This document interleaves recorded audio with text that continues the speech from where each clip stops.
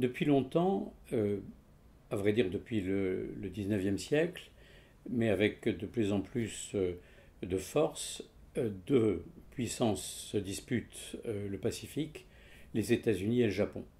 Et c'est effectivement la question de savoir quelle sera la grande puissance du Pacifique. Donc c'est l'enjeu principal.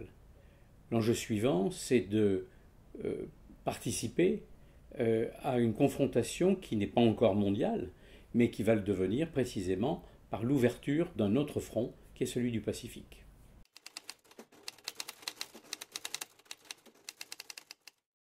L'entrée en guerre des États-Unis dans le Pacifique contre le Japon fait que la guerre devient mondiale, ou plus exactement qu'il y a dans ce qu'on a appelé la Seconde Guerre mondiale deux guerres en parallèle, celle du Pacifique puis celle de l'Europe.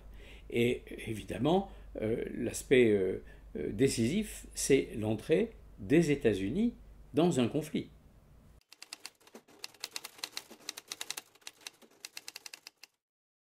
Le rapport de force entre les États-Unis et le Japon est un rapport de force inégal. Le Japon aurait dû s'en douter. Il est sans ressources, c'est une île, et la proie, c'est-à-dire la totalité du Pacifique, est beaucoup trop grande pour lui. Mais il n'avait pas véritablement le choix. En revanche, les États-Unis, qui sont déjà l'arsenal des alliés contre Hitler, les États-Unis sont en partie prêts à faire la guerre, et en tout cas, ils ont une capacité, un potentiel qui est absolument considérable.